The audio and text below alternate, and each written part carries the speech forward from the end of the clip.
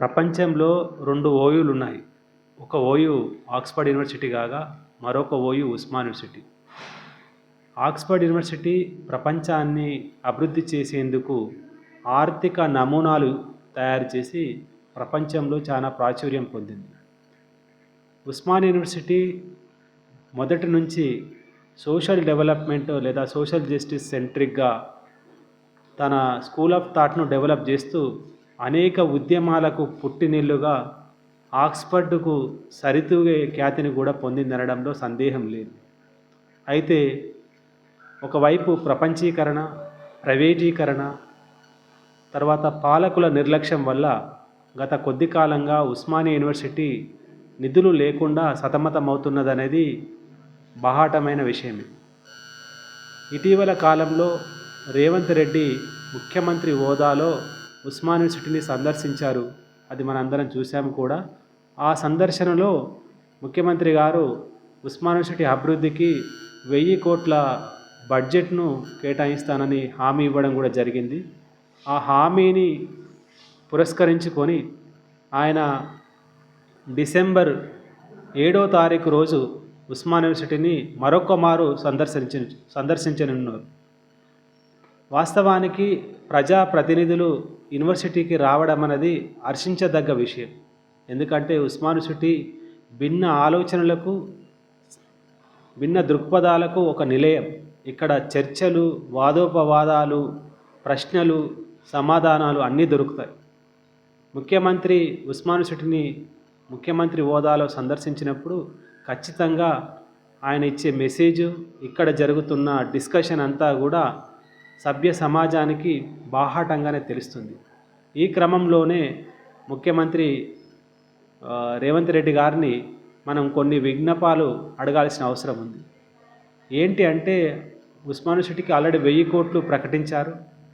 Osman university చాలా కాలంగా విద్యార్థుల స్కాలర్షిప్లు లేకుండా చాలా ఇబ్బంది పడుతున్న విషయం. సో ముఖ్యమంత్రి గారు మొట్టమొదట ఈ విద్యార్థి స్కాలర్షిప్ల పైన ఫోకస్ చేసి ఈ విద్యార్థి స్కాలర్షిప్లను కనుక వెంటనే మంజూరు చేసినట్లయితే ఖచ్చితంగా విద్యార్థులకు పెద్ద ఎత్తున న్యాయం జరుగుతుంది. అలాగే ఉస్మానియాలో ఆక్స్ఫర్డ్ యూనివర్సిటీ స్థాయి పరిశోధనలు రావాలంటే ఖచ్చితంగా ఇక్కడున్న ప్రతి రీసెర్చ్ స్కాలర్కి నెలకు 20,000 రూపాయల చొప్పున ముఖ్యమంత్రి ఫెలోషిప్ను కూడా ఇవ్వాల్సిన సమయం ఏర్పడింది. ఈ 20,000 ఫెలోషిప్ను కనుక గవర్నమెంట్ ఇస్తే ఖచ్చితంగా నాణ్యమైన రీసెర్చ్ను విశ్వవిద్యాలయాలు చేస్తాయి. విద్యార్థులకు, స్కాలర్లకు కూడా చాలా వెసులుబాటుగా ఉంటుంది. కాబట్టి ముఖ్యమంత్రి, ప్రభుత్వం ఈ విషయాన్ని మనస్ఫూర్తిగా ఈ విషయాన్ని ఖచ్చితంగా పరిశీలించాల్సిన అవసరం ఉంది.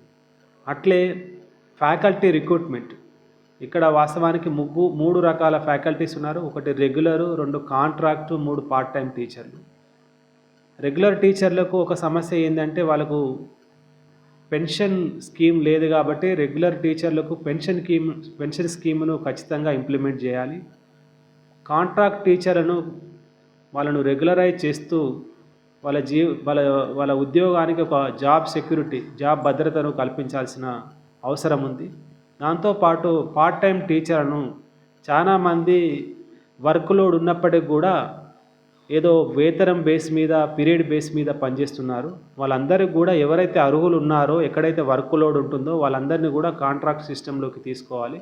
ఈ 3 డిమాండ్లు చాలా కాలంగా యూనివర్సిటీలో వెలువడుతున్నాయి. చాలామందిని అప్రోచ్ అయ్యారు, కానీ సంహౌ అవి వర్కౌట్ కాలేదు.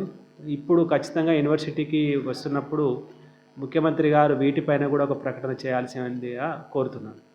అలాగే ఇక హాస్టళ్ళు, చాలా వరకు హాస్టళ్ళు నిర్మించారు. హాస్టళ్ళలో కూడా నాణ్యమైన భోజనం, ఎన్విరాన్మెంటు, ఇలాంటి వాటిపైన కూడా యూనివర్సిటీ దృష్టి సాధించాలి. దానికి గవర్నమెంట్ సరైన గ్రాంట్స్ను కూడా కేటాయించాలి. మరొకటి ఏంటంటే, ఉస్మాన్ యూనివర్సిటీలో చాలా ప్రొఫెషనల్ కోర్సులు ఏర్పాటు చేయాల్సిన అవసరం ఉంది. ఎందుకంటే అన్ని కోర్సులన్నీ కూడా ట్రెడిషనల్ కోర్సులే కంటిన్యూ అవుతున్నాయి. ఇప్పుడు ఆధునిక ప్రపంచం, ఆధునిక అనంతర ప్రపంచం, చాలా కమర్షియలైజ్ అయిన ప్రపంచం మన ముందున్నాయి. కాబట్టి మార్కెట్ డిమాండ్లను మీట్ అయ్యే విధంగా కొత్త కొత్త కోర్సులకు బ్లాక్ గ్రాంట్ ఇచ్చి వాటిని నడిపించాల్సిన అవసరం ఉంది. అట్లే సెల్ఫ్ ఫైనాన్స్ కోర్సులు కూడా కొన్ని నడుస్తున్నాయి. వాటిని కూడా బడ్జెటెడ్ కోర్సుల కిందికి తీసుకురావాల్సిన అవసరం ఉంది. దాంతోపాటు ఉస్మాన్ యూనివర్సిటీలో ఇంకా విద్యార్థి ఎలక్షన్లు కూడా నిర్వహించాలి. ఎందుకంటే ఇది చాలా గొప్ప డెమోక్రటిక్ స్పేసు. భవిష్యత్తు నాయకత్వాన్ని కనుక భవిష్యత్తు నాయకత్వాన్ని అభివృద్ధి చేయాలంటే ఖచ్చితంగా యూనివర్సిటీలలో స్టూడెంట్ ఎలక్షన్లు పెట్టినట్లయితే ఇక్కడ నుంచి నూతన నాయకత్వం ఎదిగి మంచి పాలన అందించే విధంగా ఈ రాష్ట్ర భవిష్యత్తుకు తయారవుతుంది. కాబట్టి గవర్నమెంటు చాలా సిస్టమేటిక్గా ఇక్కడ స్టూడెంట్ ఎలక్షన్లు నిర్వహించాలి. ఈ అన్ని సమస్యలు కనుక పరిష్కరించినట్లయితే ఖచ్చితంగా ఉస్మాన్ యూనివర్సిటీ చరిత్రలో ముఖ్యమంత్రి గారి పేరు చిరకాలంగా మిగిలిపోతుంది. ఆ విధంగా ముఖ్యమంత్రి గారు ఈ హామీలన్నిట్లను, ఈ సమస్యలన్నిట్లను కూడా పరిష్కరిస్తారని మనందరం కోరుకుంటూ సెలవు.